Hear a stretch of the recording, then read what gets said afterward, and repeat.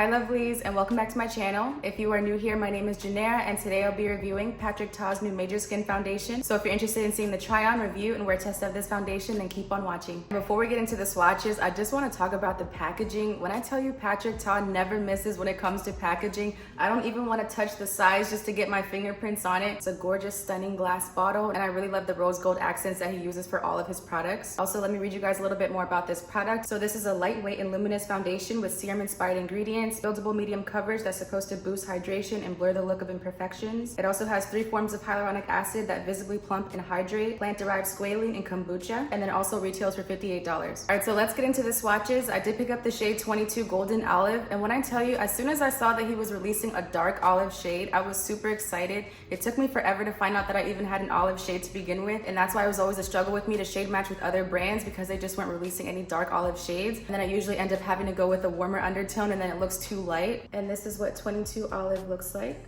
Here's a shade, and this is what it looks like in the bottle. It's a gorgeous olive shade. I'm also going to compare this shade to a couple of my other current foundations just so we can see how this shade compares. And here are the swatch comparisons. This first shade is a 22 Olive by Patrick Ta. The shade right under it is Sephora's Best Skin Ever in 44Y. The next shade is Bosma's Foundation Stick in the shade 010. This is 21 Warm of Makeup by Mario's foundation. Second to last is Vanessa Mark's Yummy Skin Tint in the shade 12. And this last shade is the new Bobbi Brown Weightless Skin Foundation, the shade 088 Golden Almond. I also want to show you guys the shade comparison between 22 Golden Olive and Tan 3 from the Major Skin Cream Foundation. I'm still in love with this formula. This is Tan 3, and I'll put 22 Golden Olive right next to it. I feel like the shade is a lot deeper than my other foundation matches, but I think that's just because I've never had the right shade. I always go with those warmer undertones, but finally I get to try one that's olive, and even though it's a little deeper, I think the undertone should match a lot better. So even though Tan 3 is a much brighter shade, it still works really well just because it's a very lightweight formula, and it kind of acts like a skin tint, so I can still work with it,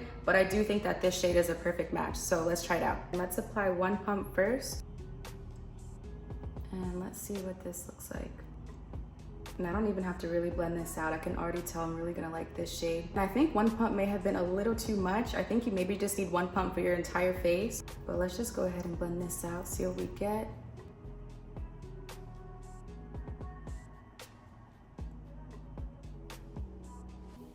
Yeah, already I can see this is a very shiny formula.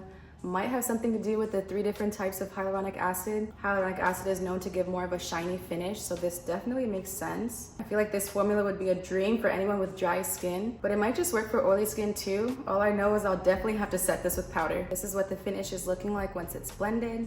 It's a very glowy, very shiny formula. It honestly reminds me of how my skin looks when I use these Hue Drops by Glow Recipe. This is also a really glowy formula, and I really like using this formula when I'm not wearing foundation just because it gives the skin a really healthy glow, which I think this foundation is doing as well.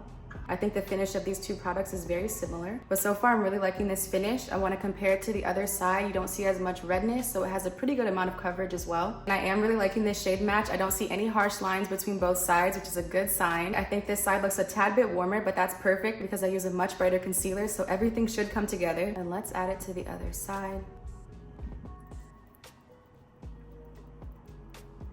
Yeah, I'm really liking this shade. I think this formula is perfect for spring and summer. The glow is insane, but still very pretty. It doesn't look like I'm wearing anything on my skin except a glowy moisturizer. So I can definitely see myself wearing this on the no makeup look days. Yeah, I can definitely see myself walking out just like this, no concealer, no nothing. I do want to see what this formula looks like once I add the other products. I want to see if it stays this glowy or if it kind of just mellows out a little bit. I'm definitely going to be using a pressed powder and a loose setting powder to bake. So we'll see what that looks like all together. I'm going to finish the rest of my makeup and then I'll be right back. All right, so this is the finished look for today. Nothing too crazy, just a very simple soft glam. I did see Patrick Ta say on TikTok that even though the foundation has a glowy finish, once you add the other makeup products, everything should blend really well together, which it really does. I'm really happy that it's not too shiny anymore, but the base still has a very subtle, pretty glow to it. I like that it didn't get rid of all of the glow and still left a little bit here, but just toned everything down. I am gonna add a little bit of his pressed powder to my T-zone just to prevent this from getting oily throughout the day. Hopefully this is enough because I don't like using setting powder anymore. Those are my first impressions. I'm really liking it so far, and hopefully it really lasts well throughout this wear test, and we'll see if this is oily skin approved. I am going to the mall today, but hopefully it's not too busy in there so I can swatch a couple of the other shades just so you guys can see the shade comparisons. But I'll be back in about 8 hours and we'll see how this foundation holds up. So I'm at the mall, but I wanted to show you guys really quick how the foundation is holding up. It's been about 4 hours. I'm not seeing it get oily at all, which is pretty good. Alright, so this is what the foundation is looking like after 8 hours. I'm very impressed by this foundation. Also, one thing I want to note, I don't use setting spray anymore. I've just been really loving how the foundation looks when it just melts into the skin. I think it looks more natural. I really love the dewy finish. But let me give you guys a close-up of the finish.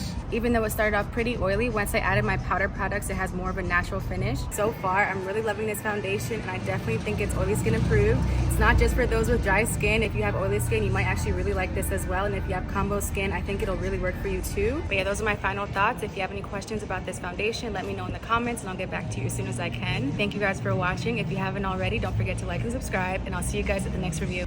Bye.